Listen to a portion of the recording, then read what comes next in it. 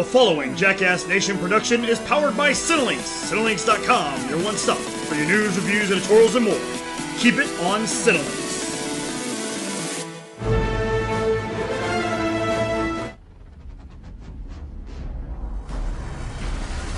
You're listening to Gifted Talkers, powered by Cinelinx.com and presented by the Jackass Nation and the Offshoots Radio Network.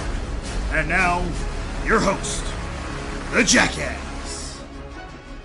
All right, welcome back. It is the season finale of Gifted Talkers. We are here. It is your boy, the one, the only, the Jersey Jackass, B to the C. Hit me up on Twitter and all social media at RealJackassBC, RealJackassBC. And I am once again sitting here with Mr. Quad C. Matt, what's going on, buddy? I don't know whether to be happy or sad right now. Like, I'm so pumped because it was such a great season finale of the Gifted, but yet I'm disheartened because this is our last Gifted Talkers of the season. It is, and it's very disappointing. We were actually going to have Robin Tropey on here, but apparently his computer is a piece of crap. So now he's going to play the producer role, and he'll be behind the scenes. Absolutely. So, yeah, it was a great episode. I really did enjoy it. I watched it on Hulu as one episode, and I'm kind of angry, Matt. Let me tell you this. I'm kind of angry. Why are you angry? Well, you know, they said it was a 2-hour finale. Yeah. All right? And I'm very used to when Game of Thrones says it's going to be a 2-hour finale, it's a 2-hour finale. You know, it's 120 minutes, maybe 119 at the very least. This was 126 minutes. That's not 2 hours. I wanted more Gifted. I needed more mutants. Well, it was 2 episodes that they just basically aired back to back. Yeah, but with commercials, that's not really 2 hours. It's really not. But it's Fox, though. What do you expect? Unless they say it's limited commercial interruptions, it's not going to be without any commercials. Well, I'm just saying, the world is watching on Hulu now, all right? It is time to update how we promote stuff. I actually DVR'd it, and I watched it as it would be like live television. And it was interesting how they did it, because like the first hour went through and then immediately started the next hour. So I'm watching, and you get to like this climax in like the first episode, right? The first hour.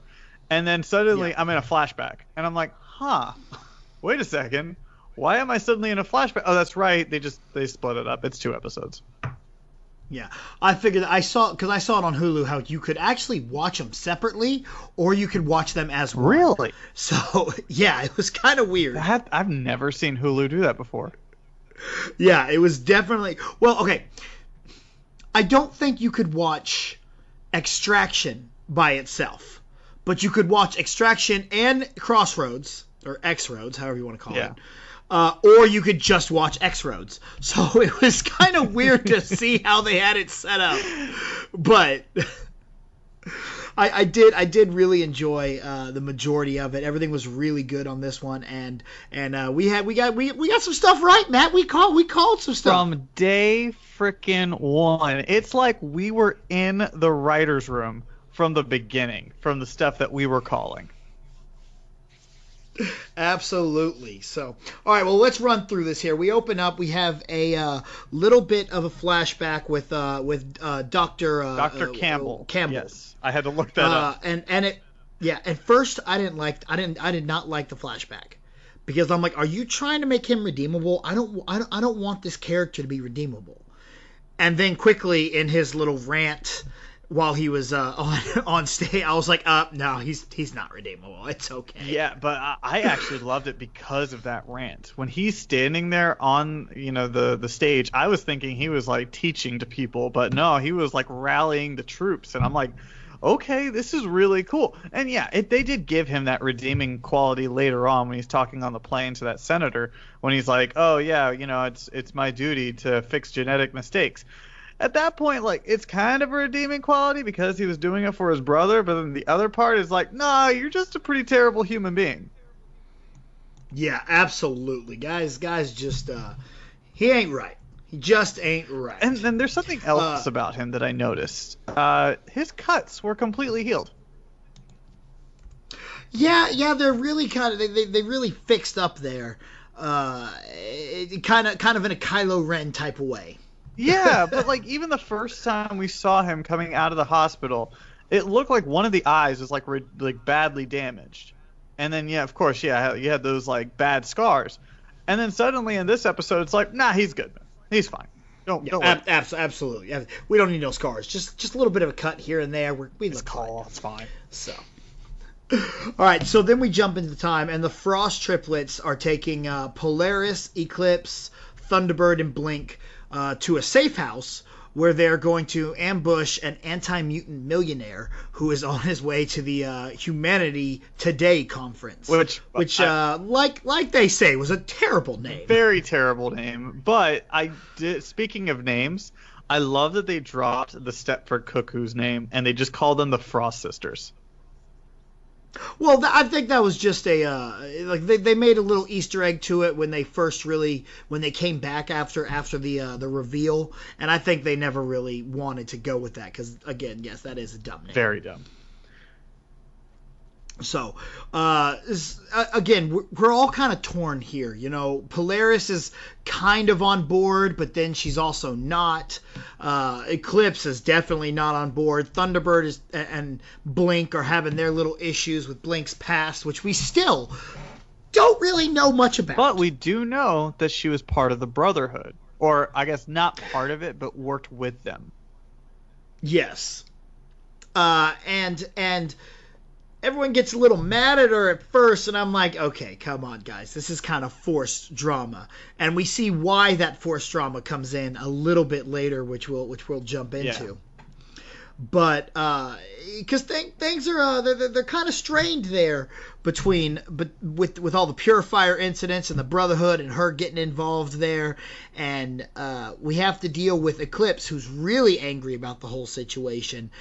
While Polaris is kind of like she wants to be angry because Eclipse is, but she's kind of like, I kind of see their point. There was a lot of this forced drama that everybody was kind of dealing with. I mean, eventually there was all like a bit of a resolution later on with all of them, but it did seem like it was a little unnecessary. And I gotta say, going back to what you were saying about the fact that they were what are they called again? You just said them, the Purifiers. With the Purifiers and Blink.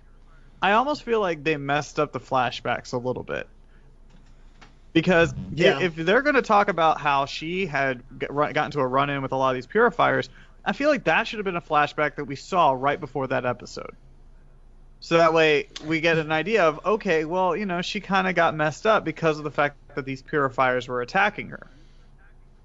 Yeah, I don't think we needed the flashback with Dr. Campbell. No, we knew he was a bad guy. We didn't need to know that he had a brother.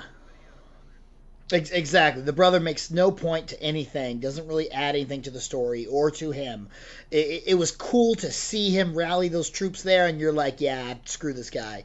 But at the same time, you could have done something more with Blink and whoever she was with in the Brotherhood. Yeah, and I think for the entire season, that's been my one complaint are these flashbacks. Like, at certain times, they were great. Like, seeing Turner's kid, you know, and seeing what happened on that one day, and I guess they were in Dallas or not Dallas.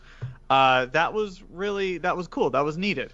But like then you go on to like other ones, and you're just like, what's even the point? True.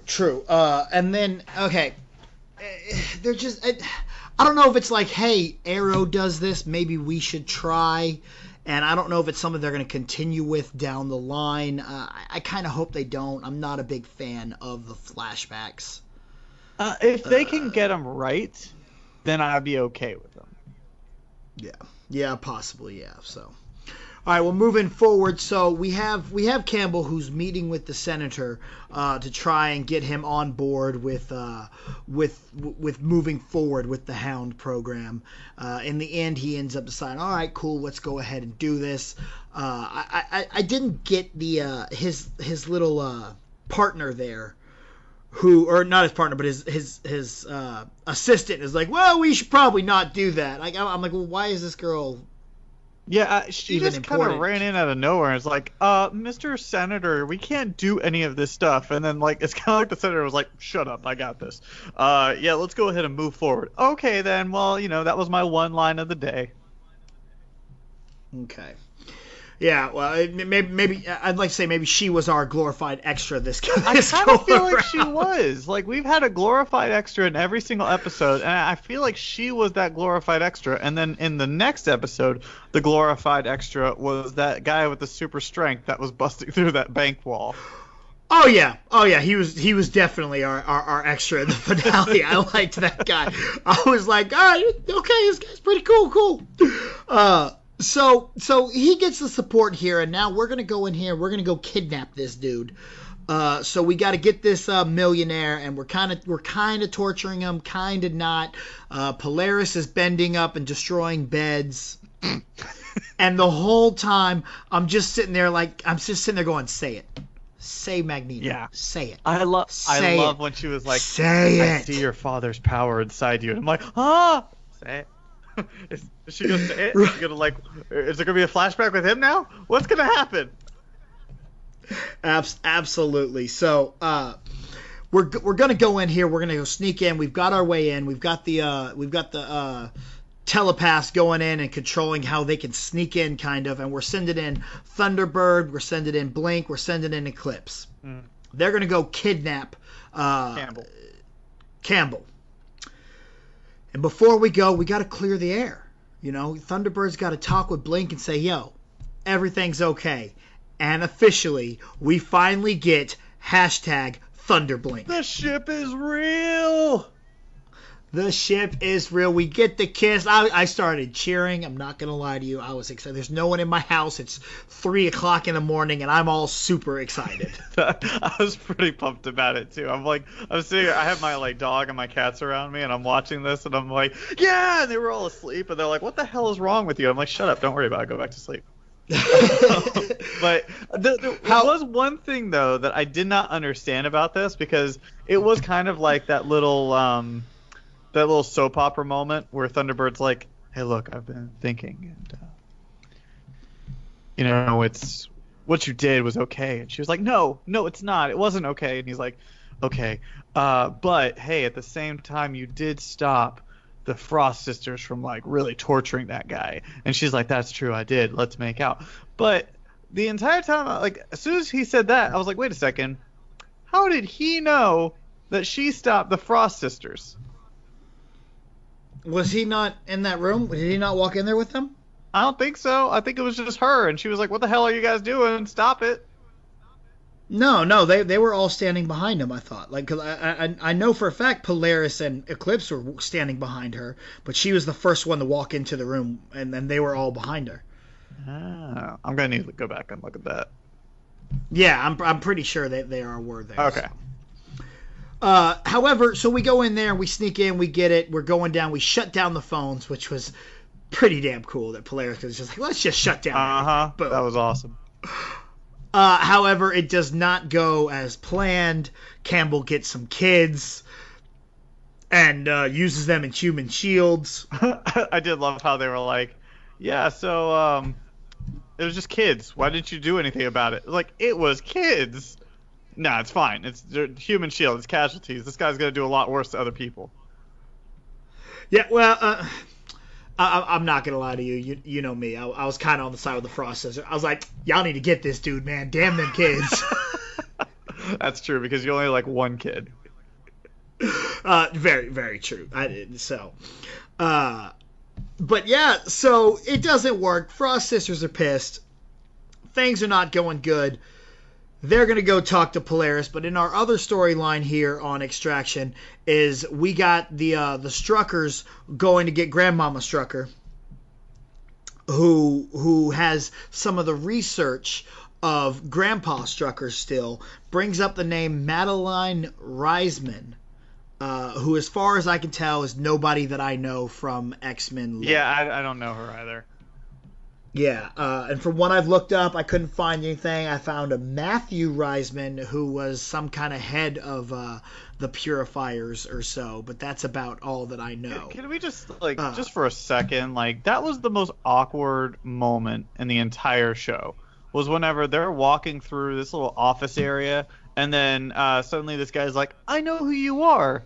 And she's like, "Oh yeah, we're from that Christmas party. Yeah, tell your wife about the cookies or something." And I'm like, "Oh, I absolutely love that. I hate. I thought it was great because that's how you get someone. You see someone you know, and you're like, I think I know. What do I know this person from? And you play, and I'm not gonna lie to you. I will just mess with people, and I will play that angle, and I will do stuff like that. I'm like, yeah, remember we met at the thing at the stuff. It was a lot of fun back then. Hey, tell Joe.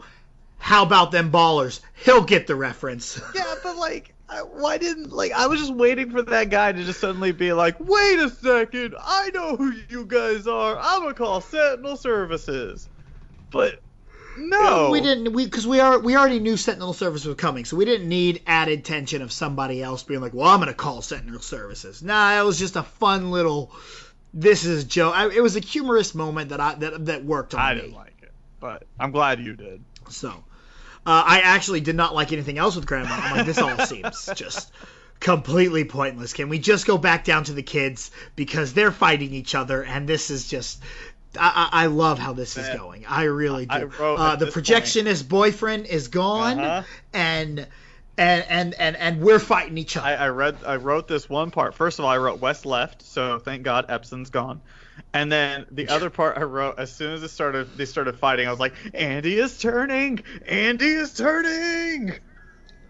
I thought there was going to be some kind of twist where he ended up not turning, and somehow, because they were pushing it so hard, I thought there was going to be some kind of twist where it was Lauren that turned. And I was like, I don't know how I feel about that. Look, it was never going to happen because the show writers listen to our show, and they understand that This is the path that they needed to take from the beginning. Yeah, and so he's getting angry. He's into it. He's like, I'm gonna take care of these guys.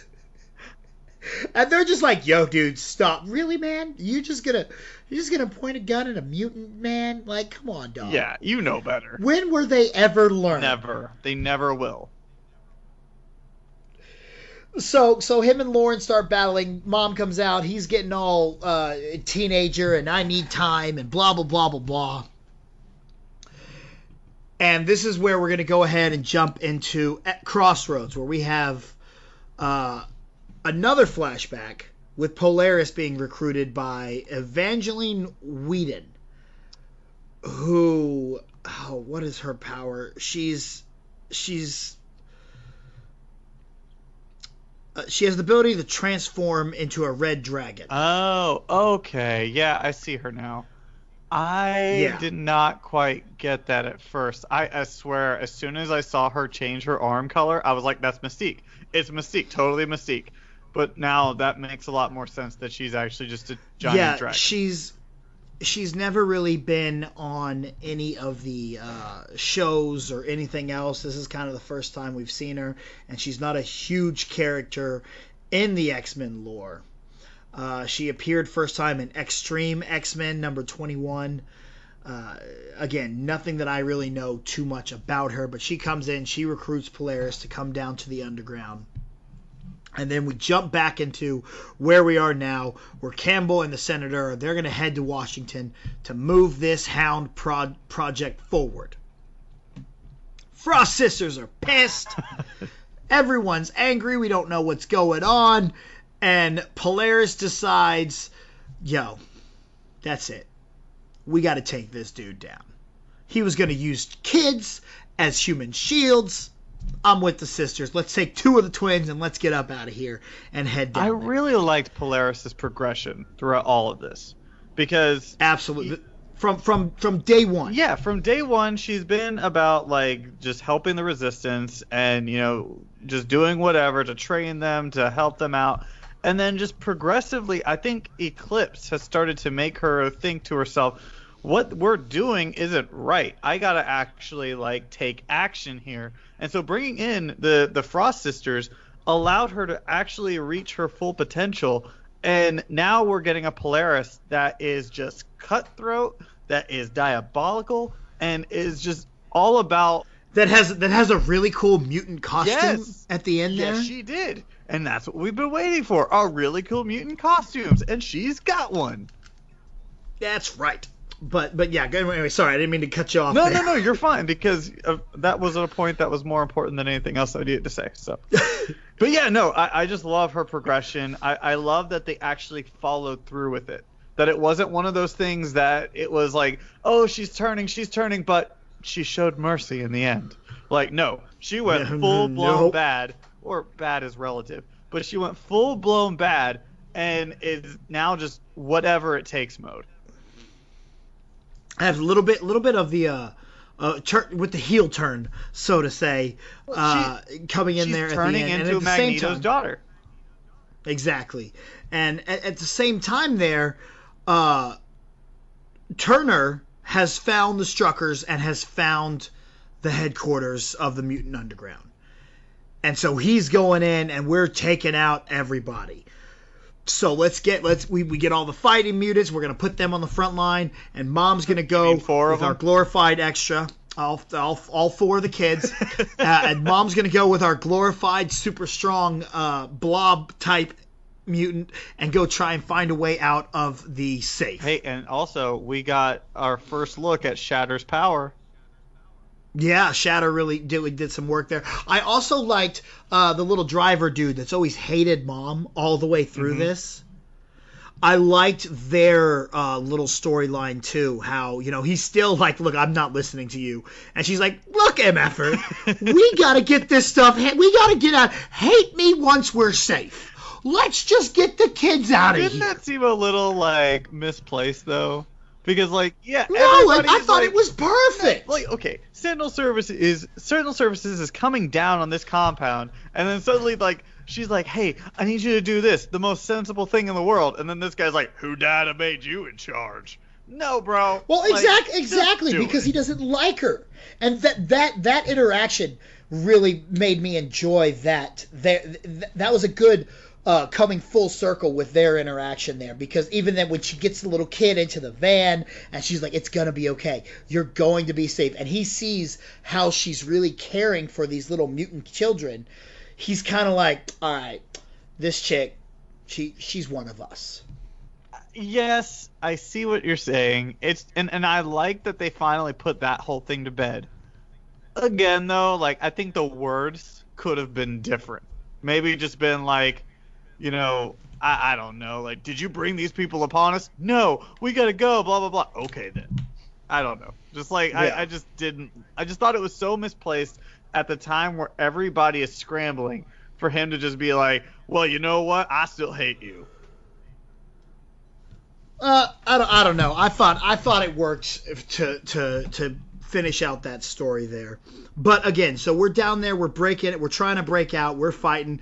Lauren's like, look, bro, you need to calm down. And bro's like, look, you do you, boo-boo. Do you. I'm going to do me.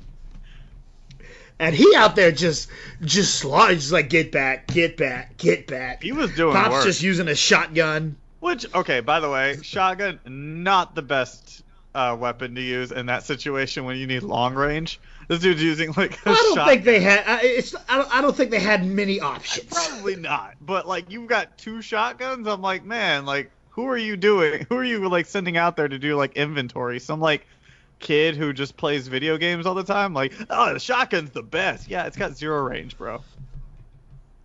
Yeah, but you could spray. All right, you got a problem over here? Take a shot there. Ain't got a problem over there anymore. You're right. Good point. So, finally we break our hole out. We're getting through. We're getting up out of there. Turner's going in. He's sending in the Hounds. And brother and sister are like, all right, let's tear this bitch down. Dude, and just for a second, like, you saw that guy who was shrieking? That guy who unhinged his jaw and started shrieking everywhere? Yeah. I was like, oh my god. That is a creepy-ass power. Yeah, that one. I don't see how their powers work together. I don't see how any of this Hound program works. I don't get the whole let's lock our hands together in this thing. We make sure we hold hands in this device, and that is it. Absolutely. And then our powers do stuff. Okay, what kind of stuff is it that you do? I don't quite get it. Yeah, you see, I blow things up and I move things. I shriek and I know where people are.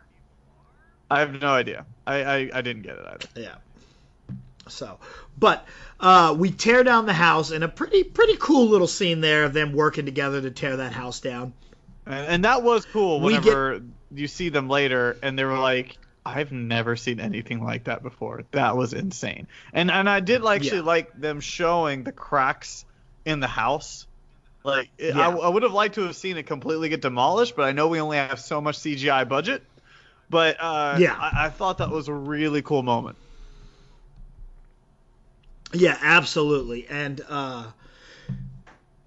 so that happens. That gets down. They start heading to Nashville. We cut back over to our main storyline here, and Eclipse is realizing, Polaris is gone.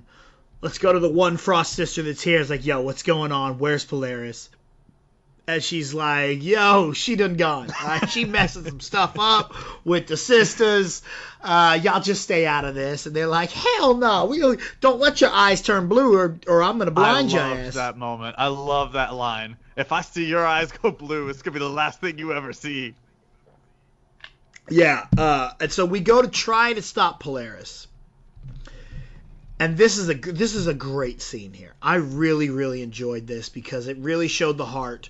And I was like, well, how's she gonna stop that? And that barbed wire is like, nah, just stop. And it kept moving too. Like whenever they showed the other people, the rest of the underground coming over to see them, the barbed wire just kept on moving and fluctuating and stuff. Like I was really expecting it to just kind of stay there, stand still, but I love the little attention to detail there. Yeah. So she rips up this plane. Yeah. Like just destroys it. This is something I didn't like. I didn't like how part of it fell by them and they all do the exploding dive. Yeah, I know. I saw that too. I was like, it's not that close, guys. Like, chill out. And then no one knows where Polaris has gone. And I'm like, okay, so we're going to end not knowing what's going on. I was wrong. Because, okay, and again, before we jump into this, the plane, when we get into the plane, it starts shaking and rattling, and they're like, put your seatbelts on, because we're going to die. Very, very reminiscent of Magneto and Professor X on the plane in Days of Future Past. Yeah, a little bit. I don't know if they, took legit, if they took inspiration from that, but, yeah, I could see where it would tie into that.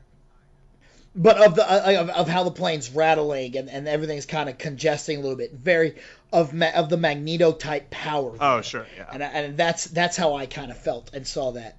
Yeah. And then again, in Nashville, Polaris walking in there, very reminiscent of Magneto walking in to that mutant meeting in X-Men: The Last Class or Last Stand, and like, stand with me. Yeah, I'll take that one for sure. Before we get into the final moments, whenever Andy and Lauren said their goodbyes to their parents, I really thought at that moment we weren't going to see them for a while. There was just going to be a mystery of what happened to them. Oh, really? I did. I kind of got that too, and I was hoping that wouldn't have been the case. Yeah, I was hoping not either, but just the way that they said it, they were like, this isn't goodbye. No, you can't do this. And then suddenly they're doing it. And then they just had one little line where it was like, no one made it out alive except for the Von Strucker kids. Oh, okay, cool. Yeah. Let's just gloss right over that. They're cool. Yeah, they're fine. Cool. They're good. Their power got them out. We're all yeah. fine. We don't need to know what actually happened or anything like that. They're good. Don't worry about it. it. Yeah. So we're having this meeting and we're like, we're gonna rebuild the Mutant Underground. That's what we're here for. And in comes Polaris with the Frost Sisters. Ed pulls it into who's coming with me. I love this part. Come on. Because who's coming with me? They didn't even have to ask. It was they know who they are. And those people just walked right up. And it was people that you didn't expect either. I mean, I kind of figured Big Boy would go. That's a mutant power that you're like, he's got to go with the bad Yeah, side. but I didn't expect like the information grab, the hacker. Yeah, the hacker girl. That one caught me off. Yeah, and I feel like there were other ones that I can't remember who they were, but like the hacker girl was I didn't expect that either, just because out of all the extras of the week, she had the most prominent role of the extras. Yeah, but again, once again, making links back to the films, very reminiscent of Angel joining the Hellfire Club. Like, I didn't expect Angel to be like, "Yo, we don't belong here. Let's go with them." You know? Yeah, but Angel also kind of had a self-loathing thing about himself. No. Angel, Zoe Kravitz in First Class. Oh, Zoe Kravitz. I'm sorry. I'm thinking Archangel. Yeah. You know, I might be wrong. It might her Zoe Kravitz character might not have been Angel. It may have been. Yeah, else. I think it was not Angel. I need to look that up and see who she was. So, but yeah, felt a lot like that to me. Well, no, she was Angel Salvador. Yeah, you're right. So You're right. There we go. So wait, two angels? I guess that's really why they tried to make sure that you knew it was Archangel, and the other ones. Yeah. Yeah. But anyway, so yeah, and then Brother starts going, and Pops is like, no, you ain't going nowhere, and gives him that little shove. The only thing I did not like about the scene was how he was like, yo, I'm sorry, I didn't mean to do that. Yeah. I mean, I think I kind of get it though, because like he's not quite there yet. He's just a kid that like he wants to be in the fight. And, like, the whole I love you guys thing was him saying, like, you know, just understand it, support me, that sort of thing. Like, he doesn't hate them. Like, if he hated all of them, then he would be like, whatever, that's fine. I don't care. Like, I just shook the ground. I loved the I love you guys thing. It was literally just the, I'm sorry. I didn't mean to do that. That was the one part I was like, he could have just been like, yo, I love y'all. But don't try and get in my way. He could have been like that. You're right. He could have been, but I liked that moment of vulnerability of like, look, I'm sorry for doing that. I'm leaving. Like, I love you. Whatever. Don't follow me. But to me, seeing that, I was like, this is a kid that he doesn't hate all of these people. Like, he just wants to do the right thing. He wants to fight. Like, and it's no animosity towards his family. Like, that's his family. They are going to act the way they want to act. But for him, this is the path that he wants to choose. This is where he wants to go. So just let him do his own thing. You know, if you want to stop me, like, Dad, I'm sorry, but like, that's it. Yeah, true. And again, I think this was Percy Hines White's best 2 episodes. Like, he was so good in these 2 episodes. You know, he embraced, like, you could tell his character finally embraced who he was. But even at that moment, you could tell that there was still a little bit of conflict whenever he was walking over with that group. He kind of had his head down a little bit, like, I don't really want to, like, face my family right now. Like, I know that they are ashamed. I don't want to deal with it. This is my choice, and I know if I look up at them and they say anything else, I'm going to change my mind.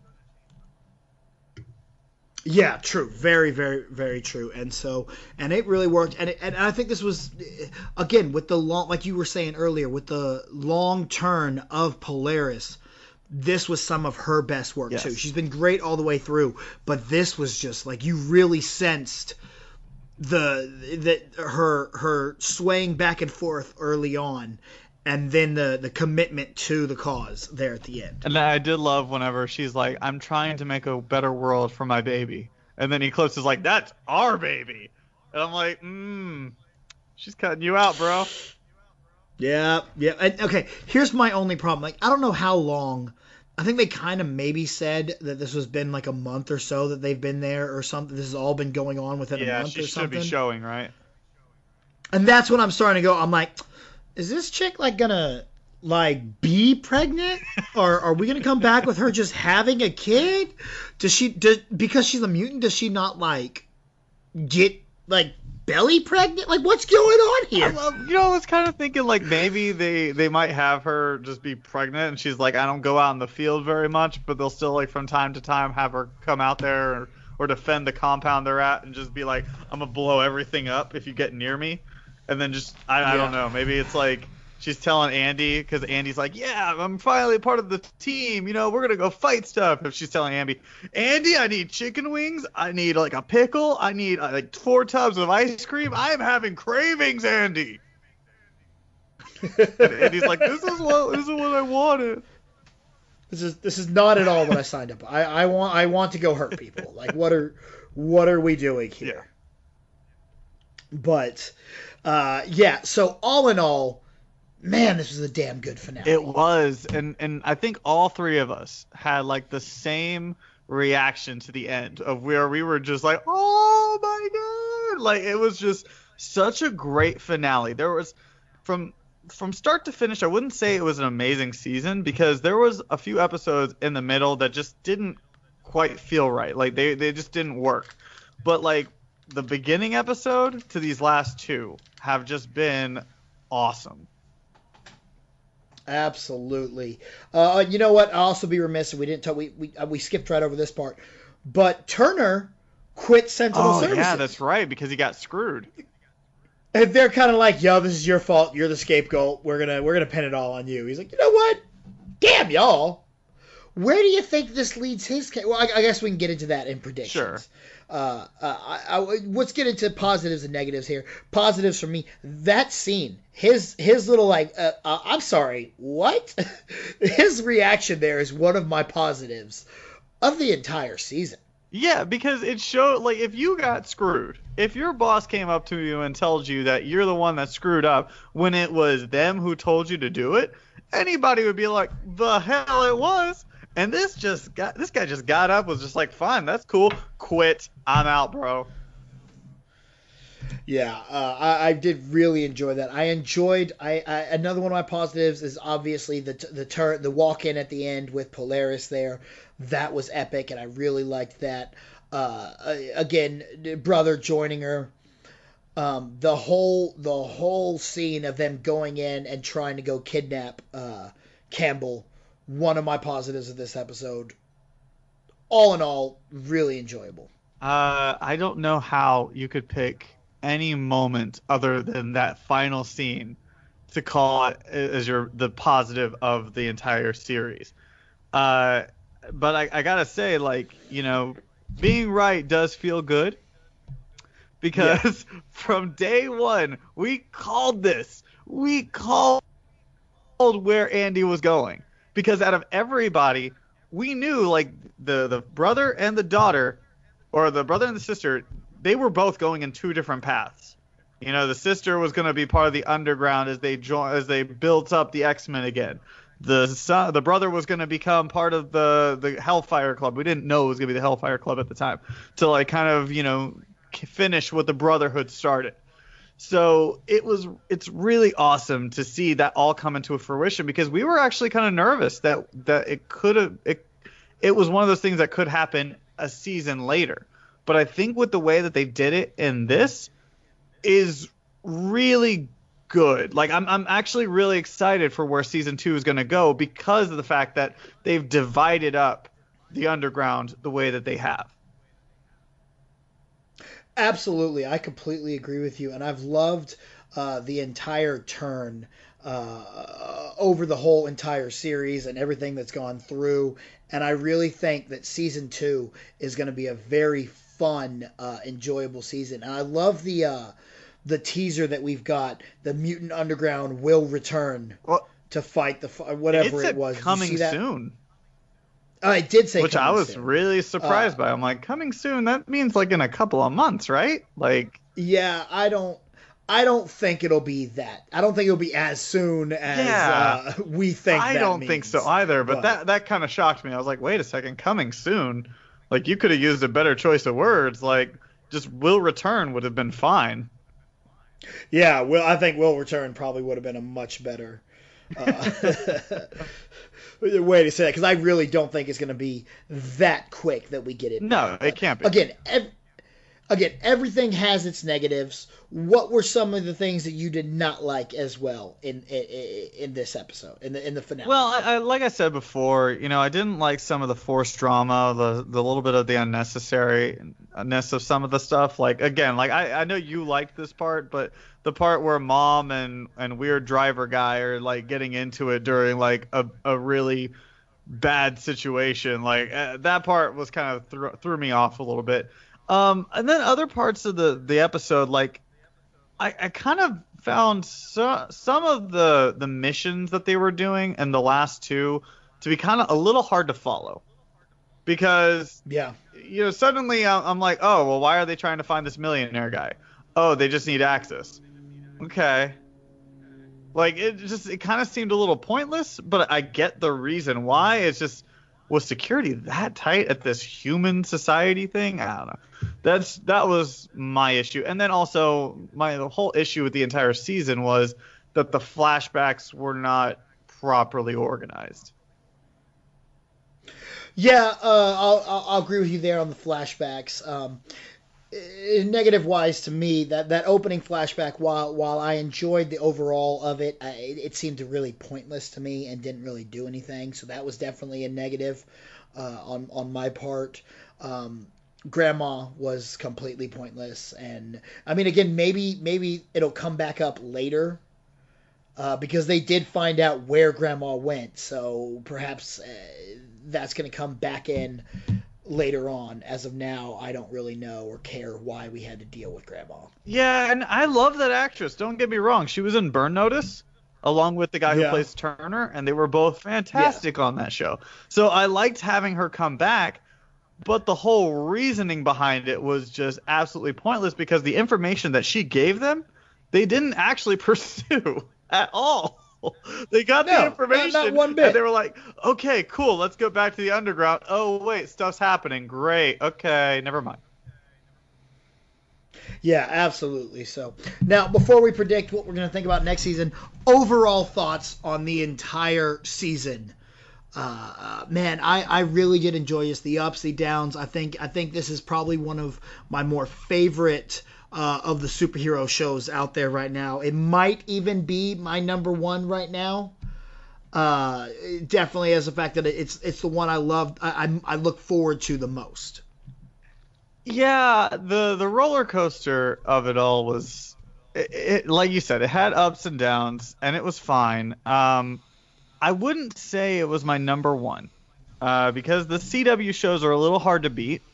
And I think at the same time, though, like we could say it's our number one just because the CW shows have kind of gotten a little prolonged, I would say, just because they're, like some of them are in their like 5th or 6th season, and you're just like, okay, we kind of get it. I would probably say that Supergirl is probably my favorite one at the moment, but, and then there's the Netflix series and stuff. Anyway, but I would say that this was a great first season. It learned from all of its mistakes. And I think that's the most important thing you need to learn. You need to do in a pilot season is to learn from all your mistakes and just finish out strong.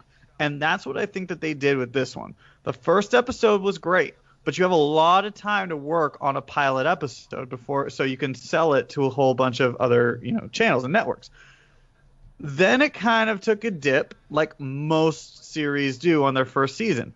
But then the last few episodes, the way that they ramped it up with, Dreamer's death, and then you had the Von Strucker kids learning more about their powers and everything else, and then finally getting to this peak moment where now the underground is divided between the Hellfire Club, and now we have what feels like a mature, exciting show that we can really get on board with for the next few seasons if it lasts that long.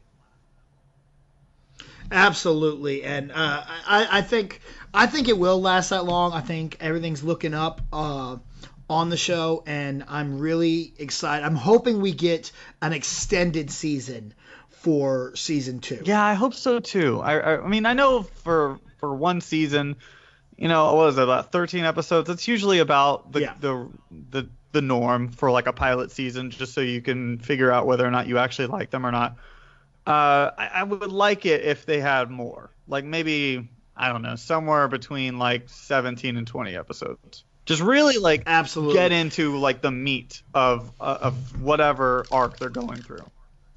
Absolutely, and I also am really excited to see what happens with the Disney-Fox merger and the show, and where exactly it goes from there on. You know, I sure hope that the Disney execs listen to Gifted Talkers, which I'm sure they do, and they will listen to our pleas and realize that if they take this down, that many people will be upset. Absolutely, we would be very, very disappointed. I don't think, I don't know if maybe it ends up somehow integrating in with Agents of S.H.I.E.L.D. or something like that, or what happens in the future. I don't know. That's such a hard thing to put together. Absolutely, because the lore and history that they've kind of built here doesn't really match up with anything else. But then again, Agents of S.H.I.E.L.D. every single season, they just go into like a whole different... like just a completely different story arc that doesn't even match what they did before. So hell, they can just do whatever the hell they want now. True, but all right. So speaking of future seasons, where do you think we're going next season? I don't know if this is where they're gonna go, but I hope that it's a war between the Hellfire Club and the Underground. Maybe that's a season 3 deal. Maybe it's midway through season 2. Maybe Hellfire Club is going to keep on attacking Trask. I don't know. But I would like to see Turner probably become the head of Trask, because that just kind of makes sense. It's kind of like a natural progression for him. And then I want to see Hellfire Club go up against the Underground. Like, I just feel like that's where this needs to go. Like brother versus sister, brother versus brother. Like, like Polaris versus Eclipse. Like, it just needs to get there. Yeah, and I agree too. I want to see the Hellfire Club and the Mutant Underground at odds with each other. I want to see that inevitable episode there in the middle where they have to stop fighting and work together. Yeah, that's gonna happen. That one I'm really looking forward to. I want to see some more mutant cameos of characters that we know. Yeah, like I want to see more. Not so much like, I'm not saying like, hey, let's get Wolverine on the show. No. Let's get some of the other mutants that we haven't seen but we know of that have shown up in the history. Like you get a Sunspot that, who is in Days of Future Past alongside Blink, or something along those lines. I mean, hell, like I would honestly be really excited if we got Kitty Pryde. I know that they're talking about doing a movie, but that would be a pretty cool one to bring along, just to maybe reinforce that the X-Men were real. I guess I don't know, but I think you have a better chance. I think you have a better chance of getting Iceman. Probably, yeah. Than you do Kitty Pryde. Would be really cool to get Iceman. I want to see more of that Dragon Lady. Gotta say, like I want to see her turn into a fully blown dragon. Yeah, I don't think they showed us that for no reason whatsoever. I think at some point we're going to see full-on Red Dragon. Yes, and we need that. Like, I want them to join the Hellfire Club, and then Dragon Lady comes in and is just like, hey, guys, you did well. Welcome to Hellfire Club. By the way, I'm a dragon. And then, like, blows up Trask Industries one day. I don't know. But that would be awesome. Another one that I would, and it's kind of along those same lines as the Dragon Lady, is I would love to see Sauron, the from the Savage Land, the pterodactyl mutant. I don't think that's ever gonna happen. Thought that's one that we've never seen that one in the movies. I don't think we're going to see him. But I think that would be pretty cool. Look, if Michael Bay produced an X-Men movie, you're damn right you could have gotten him at some point. But that's never going to happen. You don't think that'd be a possible one for the television show? No, like I just don't see how you would bring him in. Like, I'm a pterodactyl. Interesting. Like, I don't know like where that guy even comes in. Like, are you going to do a pterodactyl versus a dragon? Well, he's kind of a Jekyll, and it's a Jekyll and Hyde kind of thing, a lot like the lady that turns into dragon. He has a human form, that he ends up transforming into the pterodactyl version of himself. I mean, hey, you know what? If they do it and they do it well, I'll be so excited. But I don't see it happening. This might be a long shot though. But I would really, really like to see in this second season for Blink to finally get her warm jelly donut. Like I'm waiting, man. Like I'm shipping that, bro. I was waiting to see if you would bring it in. I was like, I think we're running out of time here. It was gonna come in some point. Oh man, very very good call. Good throwback there. So. All right. Well, it has been a great season. We're really excited to bring back Gifted Talkers next season when we come back. We have no idea when it will premiere just yet, but keep an eye on Cinelinks, and we will let you know. Matt, go ahead. Put yourself over. All right, man. You can find me on Twitter and Instagram at Move the Joystick. Also, find us on SCNS live on Thursdays at 8 o'clock. You can also find me on Cinelinks.com and What the Force podcast, which happens every Friday. We're taking a little bit of a sabbatical with while we still digest everything that happened with The Last Jedi. But, as we get closer to the Solo, a Star Wars story, we will be coming back soon. And also, we are dangerously close to the premiere of the Madden NFL Classic. Stay tuned to @CinelinksUGF on Twitter for more. I am going to destroy everybody in that damn tournament. I guarantee championship right here to go along with my ETCW championship and my GWF Tag Team Championship. The Madden Classic will be mine. Look, man, I'm just, I really hope you do well because I would love to play you again. Like, look, I know you've been putting in the work. But at the same time, like, it ain't happening, bro. I got to get revenge for what happened in GoldenEye. Oh, okay, yeah. Good luck there, son. But anyway, guys, go ahead and check me up on all social media at RealJackSBC, RealJackSBC. Works on Snapchat, Instagram, Facebook, Twitter, Xbox Live. Hell, I'm sitting here on Skype with Matt. You can find me on Skype at RealJackSBC. Everywhere. Absolutely everywhere. Also, don't forget, It Is What It Is will launch this Thursday once again with the conclusion of me and the Mad Zacks most anticipated films of 2018. Last week was a great first half. I'm really excited for y'all to hear our top 4, I think, most anticipated films. It's been a hell of a run with you and the Mad Zach, recapping all of your favorite films. It's been fun to listen to. Yeah, it is. When me and Zach get together, it kind of gets too long sometimes. Why you needed to two-part it? Like, I remember we did ours like last year with Rob, who just kind of came in like out of the blue and didn't even have like a list, and that was just one episode. You and Zach, y'all need 2. Like, that's just freaking hilarious. It is. It's bad. We talk too much. But yeah, man, and not to mention a week from Friday will be Go Home. We're going to break down the Royal Rumble. We're going to have one hell of a panel for that, so stay tuned for that one. Channel Control's back. I was not there this past weekend, and they barely even mentioned me. I was very disappointed. Kind of cried a little. Very little. Sorry. I mean, you could have said, you could have been like, oh man, I really wish that BC was here or something. You could have showed that you cared that I wasn't there. But I mean, y'all were just like, yeah, whatever, he's not here.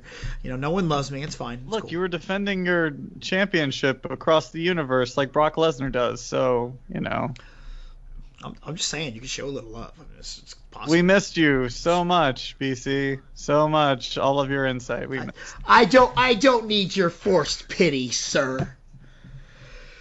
Oh, not to mention, SCNS Live is back on Thursday. Make sure you're there to check it out. And make sure you're checking out Cinelinks.com for all your news, reviews, editorials, and more. And before we get up out of here, we're going to take a quick listen to one of the great... we got a big show coming up very, very soon. So let's hear from that really quick. March 2nd.